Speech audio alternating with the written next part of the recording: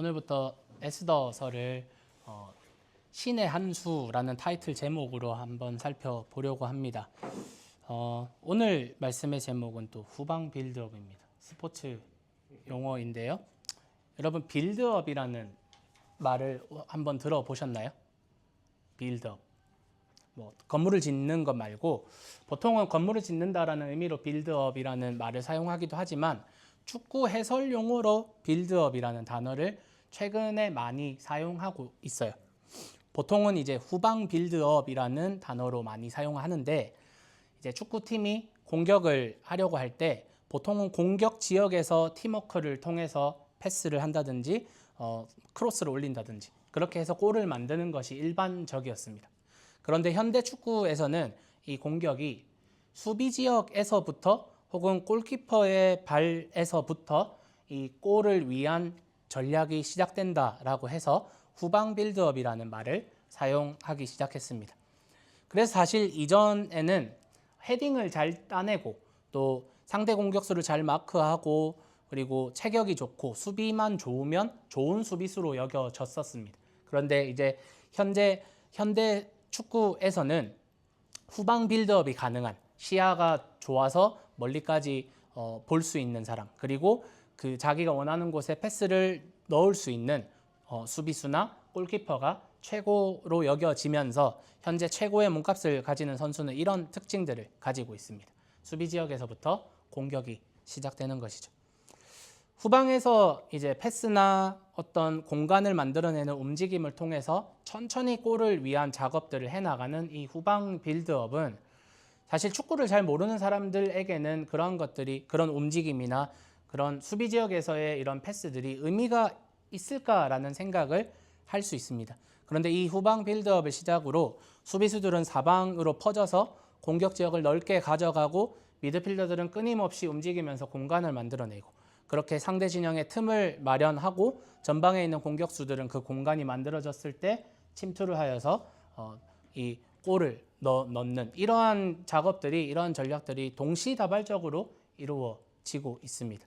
마치 그림을 그리는 것처럼 또 건물을 짓는 것처럼 혹은 오케스트라가 음악을 이렇게 각자의 파트를 연주하는 것처럼 이렇게 골을 위한 밑작업을 하는 것. 그래서 공격수가 편안하게 골을 넣을 수 있게 만들어주는 그라운드 전체를 디자인하는 것을 후방 빌드업이라고 부르고 있습니다. 오늘 본문은요. 사실 에스더서 전체를 보면 하나님께서 직접적으로 말씀하시거나 혹은 하나님의 이름이 직접적으로 등장하거나 드러나지는 않습니다. 하지만 이 책을 읽는 모든 사람들은 이 책을 읽고 난 후에 여지없이 하나님의 일하심과 하나님의 섭리와 구원의 은혜를 깨닫게 되는 것입니다. 마치 수비수나 골키퍼 그런 사람들이 후방 빌드업을 통해서 누군가는 쓸데없다라고 하는 그런 움직임을 통해서 골을 위한 과정으로 나아가는 것처럼 티는 나지 않지만 자신의 백성들을 위해서 쉴 새 없이 일하시며 열심히 구원의 은혜를 위해서 많은 것들을 준비하고 계시는 후방 빌드업을 하고 계시는 하나님의 그 섭리하심을 우리가 찾아볼 수 있는 것입니다. 오늘부터 신의 한 수라는 제목으로 에스더서를 통해서 하나님의 구원과 하나님의 섭리와 또 여러분의 인생 가운데서 일하시는 하나님의 놀라우신 은혜를 함께 나누어 보고자 합니다. 말씀을 듣고 하나님께서 여러분을 위해 하시는 일들을 깨닫고 또 감사히 여기며 찬양하는 여러분 되시기를 예수님의 이름으로 축복합니다.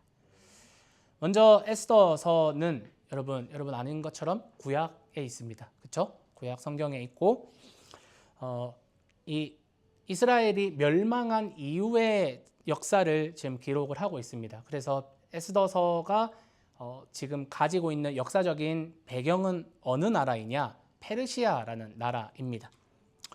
에스더랑 이름이 비슷한 에스라, 느헤미야 그리고 선지자 중에 학개, 스가랴, 말라기와 같은 이런 사람들 그리고 이런 책들이 페르시아 시대에 페르시아에서 포로로 잡혀 있다가 예루살렘으로 돌아와서 성전을 건축하고 성벽을 건축하는 사람들의 이야기라면 그래서 포로에서 돌아온 사람들이 예루살렘에서 어떻게 지금 살아가고 있는지, 또 돌아와서 또 어떤 죄를 짓고 또 하나님을 어떻게 배신했는지, 그런 하나님의 은혜가 어떻게 임하였는지 예루살렘에 돌아온 사람들에 대한 이야기라면, 에스더서는 비슷한 시대를 살아가지만 고향으로 돌아가지 못하고 여전히 페르시아에 머물고 있는, 어쩌면 자기가 원해서 그 땅에 머물기로 결정한 사람들이든, 아니면 어떠한 억압이나 어려운 상황 때문에 고향 땅으로 돌아가지 못하고 그냥 페르시아 땅에서 정착하고 살아가고 있는 사람들에 대한 기록이라는 것입니다. 오늘 저자는 당시의 황제, 당시의 왕을 아하수에로라고 칭하고 있습니다. 아하수에로의 그리스식 그리고 세계사에서 기록된 이름은 크세르크세스 1세로 알려져 있습니다. 오늘 말씀 3절, 4절을 보니까 이 왕이 아주 화려한 파티를 180일 동안이나 지금 개최하고 있습니다. 파티를 180일이나 저는 피곤할 것 같은데요, 여러분. 지금 건너편 방에서 생일 파티를 열심히 하고 계시는데 저들도 곧 끝날 거예요, 그렇죠? 180일 동안이나 파티를 하는 거는 그 파티를 참석하는 사람들도 굉장히 체력적으로 힘들 것 같다라는 생각이 듭니다. 사실 근데 이 잔치에는 숨은 목적이 있습니다. 정치적인 목적이 있어요. 이 크세르크세스 왕의 아버지는 다리우스 1세라는 사람입니다. 다리우스 1세. 이 다리우스 1세라는 사람은 세계사에서 굉장히 중요한 사람입니다. 이 사람은 그리스를 상대로 2번이나 전쟁을 치렀던 사람입니다. 그래서 세계사는 이걸 기록할 때 제1차 그리스 침공, 그리고 마라톤 전투라고 기록을 하는데, 왜 마라톤 전투냐? 이 전투에서 그리스의 한 병사가 페르시아를 그리스가 이겼다라는 소식을 그리스 42.19km를 달려가가지고 그리스가 이겼습니다라고 승리의 소식을 전하고 그대로 꼴까닥 죽어버렸습니다. 그래서 그 사람을 기리기 위해 마라톤이라는 경기가 생겨난 겁니다. 다리우스 1세가 크세르크세스의 아버지였던 다리우스 1세가 이렇게 그리스를 결국은 점령하지 못하고 아들인 크세르크세스에게 이 뜻을 전달합니다. 네가 나의 못다한 뜻을 이루어다오. 부모님 여러분, 자녀들에게 이런 걸 요구하시면 이렇게 됩니다. 그래서 이 또 아하수에로 왕, 크세르크세스 왕은 또 효자였던 것 같고 또 그런 정복욕이 있었던 것 같습니다. 그래서 그는 아버지의 뜻을 받들어서 이제 두 번째 그리스 침공을 준비하고 있습니다. 그리고 이제 1차 그리스 침공과 또 마라톤 전투에서 2번이나 패한 페르시아 군의 사기가 사실은 어느 정도 떨어져 있었습니다. 그래서 그 군의 사기를 끌어올려 보고자, 그리고 장군들과 신하들에게 전쟁에 찬성하는 그런 표를 던져주고자, 그래서 지금 본문에서 보고 있는 엄청나게 화려한 파티를 180일이나 열고 있는 것입니다. 이 왕이 이제 앞두고 있는 전쟁이 어떤 전쟁이냐? 여러분 혹시나 남성분들 보셨을 것 같은데 300, 영화 300 아시죠? 막 그 식스팩 하면서 그 스파르타 하는 그 영화, 거기에서 이제 전쟁을 치르는데 결국은 그 스파르타군이 페르시아에게는 지지만 스파르타를 이제 점령을 하고 이제 그리스로 본토로 이제 진격을 하지만 결국은 이 페르시아군이 또 집니다. 그리스 연합군에게 결국 지고요. 이 전쟁이 테르모필레 전투, 그리고 세계 3대 해전이라고 불리는 살라미르 해전으로 기록이 되어 있습니다. 예상하다시피 여러분, 페르시아는 그리스에게 패해서 결국은 또 다시 본국으로 돌아가게 됩니다. 그래서 오늘 1장은 어떤 배경이냐?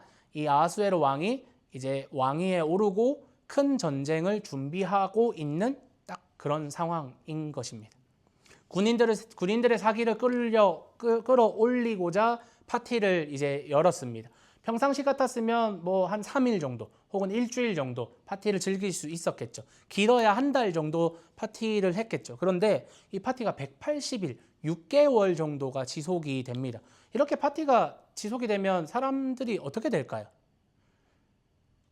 술에 취해서 흥청망청 그런 상황이지 않을까 쉽게 우리가 추측할 수 있습니다. 물론 8절 말씀에 보면 왕이 많이 마실 사람은 많이 마시고 적게 마실 사람은 적게 마시도록 허락이 되어 있는 상황이었지만 파티의 호스트였던 이 아하수에로 왕 자체가 아마 술에 흠뻑 취해 있었을 것이고 황제가 술에 취해 있는데 저는 술을 적게 마시겠습니다 라고 할 사람도 이 시대에 그렇게 많지 않았을 것이고 그리고 파티에 참석하는 군인들이나 장수들 또한 이제 180일 후에는 전쟁을 치르러 이제 가족을 떠나서 험한 전장으로 가야 될 것이고 언제 이런 산의 진미와 이런 술을 마실 수 있다라는 보장을 할 수 없기 때문에 지금 마셔야 되잖아요. 그래서 아마 모든 사람들이 엄청 취해 있고 아마 인사불성 상태에 빠져 있었을 것이다. 우리가 추측할 수 있습니다.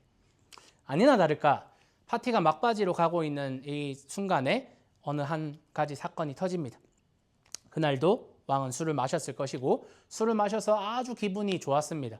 그래서 갑자기 자기 와이프가 생각이 났습니다. 굉장히 공처가였던 모양입니다. 그리고 와스디 왕후는 엄청난 외모를 가지고 있었던 미인이었던 것 같습니다.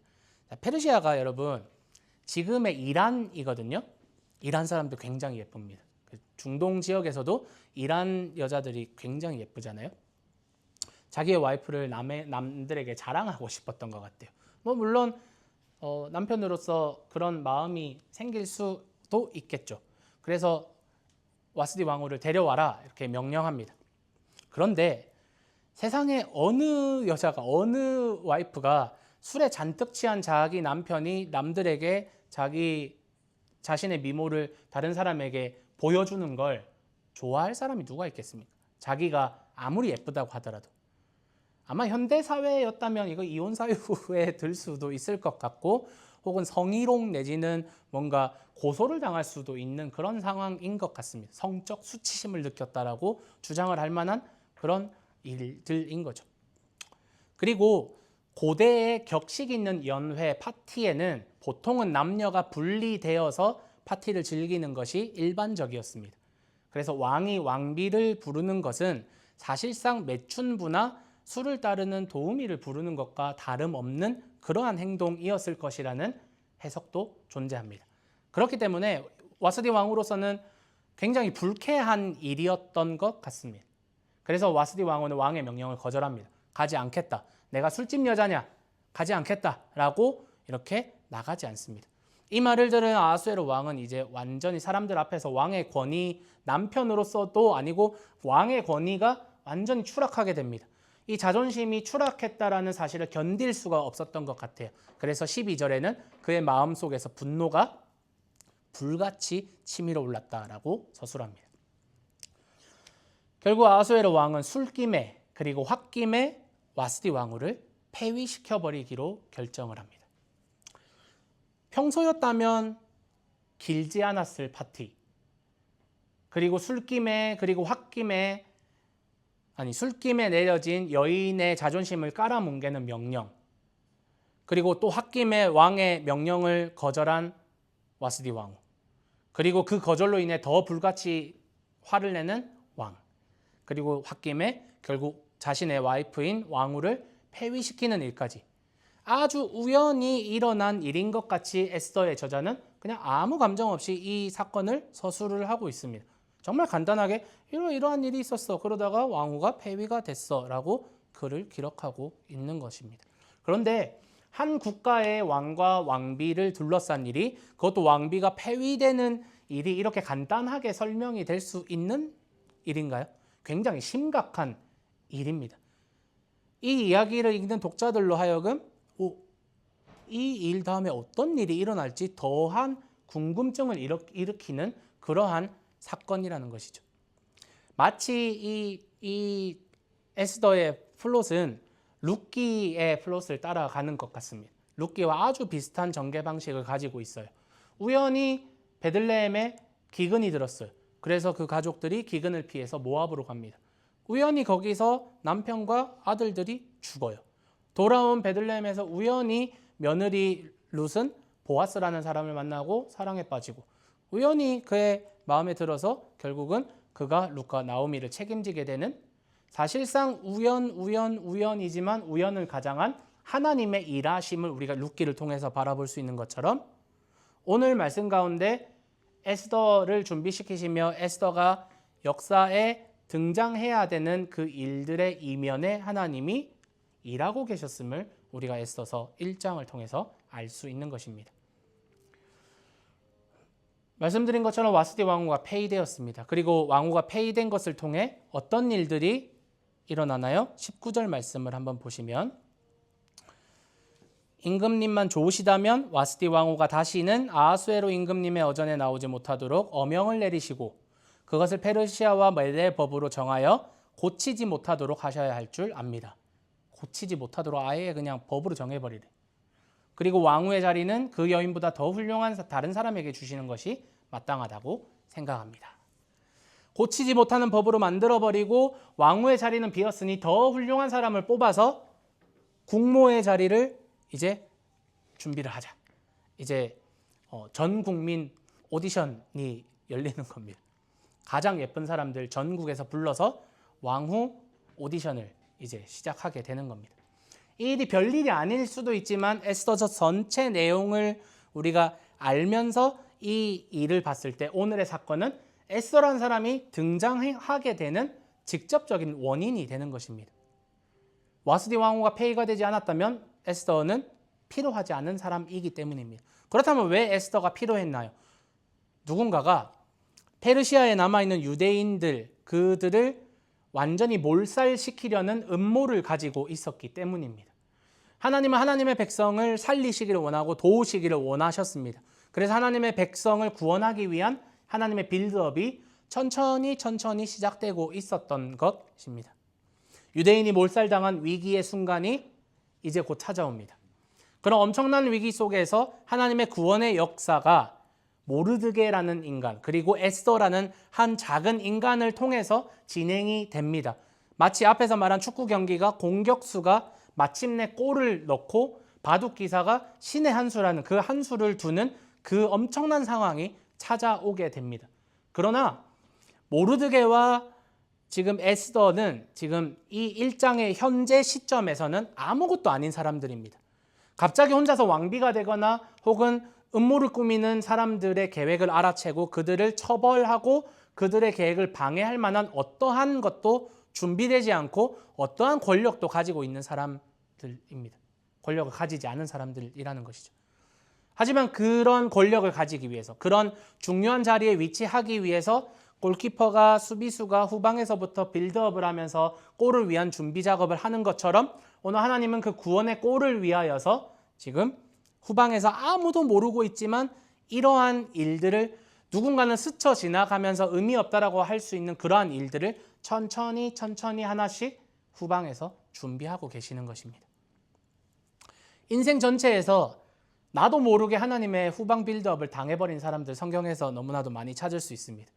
그런데 요셉의 이 고백은 하나님의 이 빌드업에 대해서 다시 한번 우리가 깨닫게 됩니다. 창세기 45장 5절 말씀 한번 읽어볼까요? 있나요? 없나요?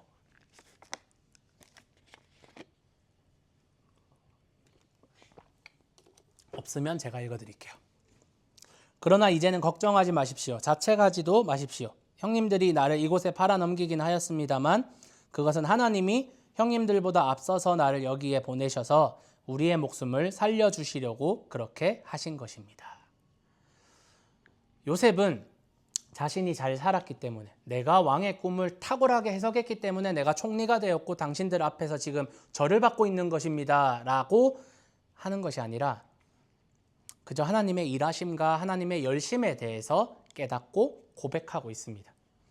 하나님이 자신을 형들보다 앞서서 나보다 앞서서 이곳에 보내시고 이곳에서 모든 준비를 하게 하시고 그래서 야곱의 가족들이 기근으로 완전히 죽을 위기에 처했지만 하나님의 구원의 손이 우리 가정에 임했습니다 라고 고백하는 것입니다. 역사를 살펴보면 하나님은 하나님의 백성들에게 엄청난 위기와 고통과 고난이 찾아올 때 이미 그보다 훨씬 앞서서 그 고통을 피할 길, 빌드업을 항상 예비해 두셨던 것을 우리가 발견할 수 있습니다.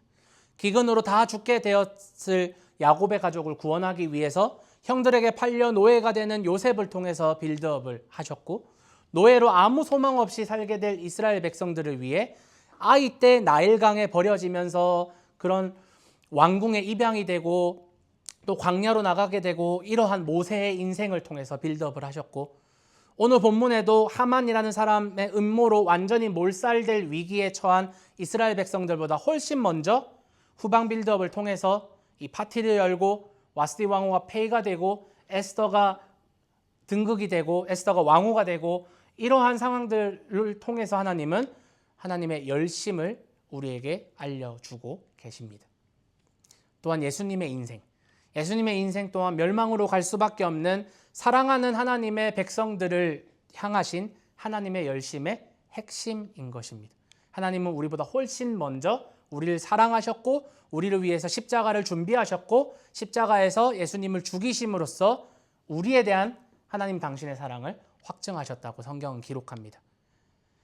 하나님의 본체이신 그리스도께서 하나님과의 동등함을 당연하게 여기지 않으시고 아무도 주목하지 않는 한 작은 아기의 태어남부터 시작해서 세례를 받으시고 사역을 시작하시고 사람들을 고치시고 말씀을 전파하시고 진리를 선포하시면서 끝내는 십자가를 지고 죽으심으로 하나님은 이 지구상의 모든 인류를 위한 구원의 빌드업을 준비하셨습니다. 그래서 믿는 자들은 구원을 받을 수 있는 구원의 길을 마련해 놓으신 것입니다. 아무도 예수의 이 길을 주목하지 않았을 수 있습니다. 함께했던 제자들마저도 배신하며 버리고 도망갔던, 정말 무가치하고 어떤 사람들은 미련하다라고 하는 그 길이었습니다. 그의 죽음으로 끝이 났다라고 평하는 사람들도 있었습니다. 십자가의 도가 미련하다라고 버리고 도망가는 사람도 있고 손가락질하는 사람도 있습니다. 하지만 예수님의 부활하심은 하나님의 빌드업이 실패하지 않고 오히려 사탄의 꼴대에 한 골을 꽂아 넣으셨다라는 것의 증거입니다. 그리고 예수님이 승천하셔서 다시 오시는 그날 완성하실 하나님의 나라, 그래서 최후의 승리를 우리에게 약속해주고 계십니다. 창조주이신 예수님조차 자신의 인생을 하나님의 뜻을 위해서 아낌없이 바치셨는데, 하나님의 빌드업을 위해서 말씀을 이루고자 함이라라고 하면서 아낌없이 자신의 인생을 하나님께 드렸는데, 왜 우리는 우리의 인생이 문제 앞에서 항상 끝이 난 것처럼 그렇게 원망하며 불평하며 살아갈까요? 사랑하는 여러분, 지나간 날들을 한번 되돌아보십시다. 쉽지 않고 힘든 날들의 연속이었을 것입니다. 가까운 과거에 우리 코비드 때를 돌아보면 코비드 때 모두가 다 죽는 것처럼 사람들이 얘기하고 우울증에 빠진 사람들, 가정 불화에 빠진 사람들 너무나도 많았습니다. 그렇게 세상이 망하는 줄 알았습니다. 그러나 우리는 그 기간 동안 각자의 자리에서 하나님이 주시는 은혜와 섭리를 경험하셨을 것입니다. 그리고 그 위기를 극복하며 그 위기를 뚫고 나가는 하나님의 섭리하심과 도우심을 여러분 모두가 경험하셨을 줄로 믿습니다.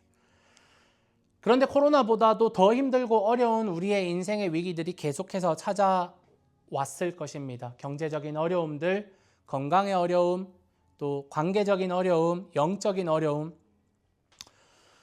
누구 하나 잘 되고 승리하고 멋진 모습이 있었으면 좋겠지만 늘 버겁고 두렵고 힘들어하는 것이 우리의 인생인 것 같습니다.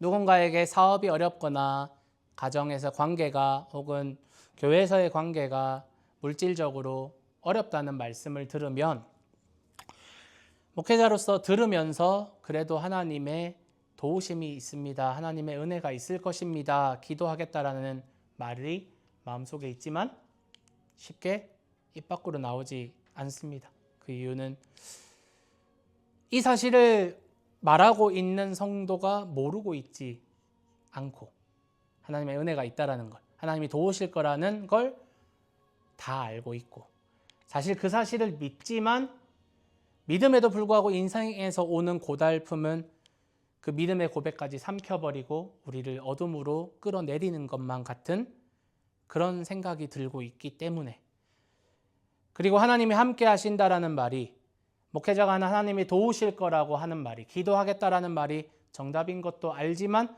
너무 피상적이고 뜬구름 잡는 이야기인 것 같아 입 밖으로 꺼내기가 참 죄송스럽고 민망할 때가 많은 것이 사실인 것 같습니다. 그러나 그럼에도 불구하고 여러분의 인생 가운데서 위기가 있을 때 여러분이 느끼지 못하는 곳에서 하나님은 끊임없이 여러분을 위해서 일하고 계실 줄로 저는 확신합니다. 내 조상들이 살던 고향 땅에서 살지 못하고 성전과 성벽을 재건하러 가는 고향으로 떠난 사람들을 바라보면서 함께 떠나지 못하고 먹고 살기 위해서 지금 적응한 이 페르시아 땅에서 그냥 눌러앉고 정착해버린 이 유대인들처럼 우리도 이민자로서 고향을 떠나서 먼 이국 땅에서 이방인으로 똑같이 이 사람들과 똑같은 상황 가운데서 살아가며 위협과 문제 속에서 불안한 삶을 이어나가는 것 같습니다. 이 시점에 모르드게와 에스더, 그 사람들이 겪어야 하는 수많은 문제와 일상의 그런 문제들, 페르시아 본토인들에게서 차별받는 그런 차별들, 경제적인 어려움들, 또 실제로 목숨의 위협들, 이러한 일상 속에서 와스디 왕후가 폐위된 이러한 일이 무슨 의미가 있냐고 스쳐 지나갈 수 있습니다. 형들에게 노예로 팔리고 다시 강간범으로 몰려서 감옥에 갇힌 요셉. 그런데 꿈을 해석해 주어도 술 맡은 관리가 자기를 기억하지 못하고 잊어버리고 감옥에서 허송세월을 보내고 있는 이 요셉에게, 그리고 기름 부음을 받았지만 왕이 될 것이라는 기대감에 찼지만 그 이후로 사울로부터 미움을 받고 살해 협박을 받고 쫓겨다니는 다윗도, 복음을 전하지만 핍박과 고난의 연속이었던 사도들과 초대교회 성도들도, 그리고 매일의 삶을 전쟁과 같이 치르고 있는 여러분의 삶 가운데서도 지금은 이해할 수 없고 느낄 수도 없고 깨달을 수도 없고 우리는 의미 없다라고 생각하는 아주 작고 스쳐 지나가는 작은 일들이 하나님을 통해서 준비가 되고 있다라는 것입니다. 하나님이 뒤에서 여러분을 위해서 아주 작은 일들, 아주 사소하고 스쳐 지나갈 수 있는, 무시할 수 있는 그러한 일들과 그러한 인연들과 그러한 역사하심을 천천히 만들고 쌓고 만들어가고 계십니다. 결국에 하나님의 일하심을 우리의 인생에서 우리는 뒤돌아보았을 때 비로소 발견할 수 있는 것 같습니다. 그게 우리의 인생의 한계인 것 같아요. 알파고와 바둑 대국을 했던 이세돌 씨의 그 신의 한 수를 매스컴에서 굉장히 높게 평가하고 연일 뉴스 기사에 나왔었습니다. 결국 알파고에게 1승을 거둔 유일한 인류가 이세돌 구단이었습니다. 그 신의 한 수를 통해서 알파고의 시스템과 그 연산이 흔들리고 결국은 패배하게 되었습니다. 그래서 알파고가 만약에 그 수를 두었다면 확률이 몇 %이겠냐 계산을 해보니 0.007%였다고 합니다. 우리는 우리의 인생에서 그런 드라마틱한 신의 한 수를 꿈꾸는지도 모릅니다. 하나님이 기가 막히게 역사하셔서 내가 넘어지고 힘들 때 기가 막히게 역전시키시며 위대한 일을 행하실 것을 우리는 늘 기대합니다. 인생 한 방을 기대하는지도 모릅니다. 로또, 복권. 그런데 하나님께서 위대한 신의 한 수를 두시기 위해 쓸모없는 것 같지만 쓸데없는 시간 같지만 아주 길고 인내해야 하는 빌드업의 시간이 분명히 있습니다. 이세돌 구단이 갑자기 한 수를 둔 게 아니라 78수 만에 그 수를 두었던 겁니다. 그러면 그 전에 77수는 아무 의미 없는 것이냐? 그 수를 위한 빌드업이었던 것이죠. 분명한 것은 하나님은 여러분을 위해서 끊임없이 성실하게 일하고 계세요. 우리는 그것을 깨닫지 못할 뿐입니다. 그래서 가끔씩은 하나님은 원망이 됩니다. 악한 사람들, 예수를 믿지 않는 사람들이 잘 될 때 원망도 됩니다. 그러나 하나님께서는 여러분을 열심히 도우고 계시며 여러분에게 가장 선한 것을 또한 가장 선한 타이밍에 주시기 위해 인내하고 계시다라는 사실을 여러분이 늘 기억하셨으면 좋겠습니다. 삶은 어려운 일의 연속입니다. 그런데 여러분 생각해 보세요. 고통만 있는 사람은 없어요. 고통만 있는 사람은 없어요. 그리고 그 고통 속에서도 꽃은 피어납니다. 우리가 고통 가운데서도 물론 그 순간에는 너무나도 고통스럽고 어렵지만 뒤돌아보았을 때 우리가 배운 레슨이 있고 우리가 가졌던 기쁨과 소망이 있을 것입니다. 그 고통 또한 하나님의 의도와 일하심 가운데 놓여진 일일 수도 있습니다. 여러분이 놓치고 있거나 스쳐 지나갔던 작은 인연들과 작은 도움들, 아주 사소한 것들을 여러분이 기억하시고 또한 감사로 하나님의 도우심을 바라면 너무나도 하나님께서 기뻐하시지 않을까 생각합니다. 사랑하는 여러분, 하나님이 여러분의 인생 가운데서도 빌드업을 진행하고 계십니다. 저는 조금 힘든 부교육자 생활을 경험했습니다. 말도 안 되는 사례를 받으면서 또 부당한 대우를 받으며 때로는 과한 업무에 시달리면서 별별 괴상한 사람들도 만나고 문제도 많았고 원망도 많았고 그만두고 싶었던 때가 참 많았습니다. 그런데 이런 빌드업들이 하나하나 쌓이고 쌓이다 보니 어느새 저는 교회에 보통은 있어야 하는 사역들을 모두 다 경험하게 되었고 모두 다 다른 사람 손을 빌리지 않고서도 어느 정도 할 수 있는 능력을 가지게 됐습니다. 고퀄리티는 아니지만 남의 손을 빌리지 않게 그 정도 능력은 갖추게 되었습니다. 저의 어렵고 암울했던 지난 날들 동안 하나님께서는 저를 위한 계획들을 성실하게 일하고 계셨고 저에게 교회를 섬길 수 있는 많은 기술과 달란트들을 허락해 주셨습니다. 그것이 교회를 개척하는데 참 많은 도움이 되었습니다. 물론 저도 이러한 일들을, 교회를 섬기는 일들을 함께 해줄 동력자들이 생기기를 소망합니다.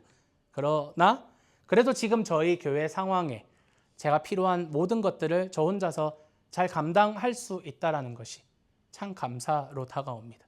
제가 만약에 기타를 치지 않았다면, 제가 만약에 음치였다면, 제가 만약에 컴퓨터를 잘 다루지 못하거나 문서를 작업하지 못하거나 혹은 제가 뭐가 있을까요? 제가 영상을 못 만져봤거나 사진을 못 찍어봤거나 그런데 이런 것들을 조금씩 다 경험해보니 조금씩 조금만 공부하면 할 수 있는 것들이 생겨나더라라는 겁니다. 감사할 만한 제목들이 하나님께서 마련해 주신 저의 인생 가운데 가득 들어있다란 말입니다. 그러니 여러분의 능력으로 문제를 극복하는 것이 아닙니다. 그렇다고 그냥 버티고 그냥 견디고 참으라는 이야기도 아닙니다.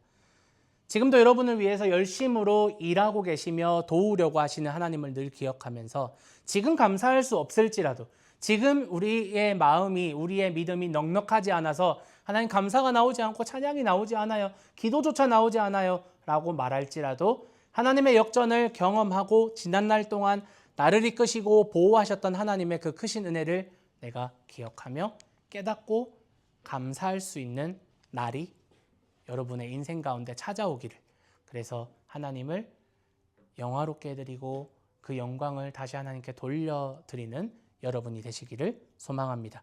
우리 말씀 한 구절 읽어볼까요? 빌립보서 1장 6절. 이건 있죠? 네, 빌립보서 1장 6절 함께 시작.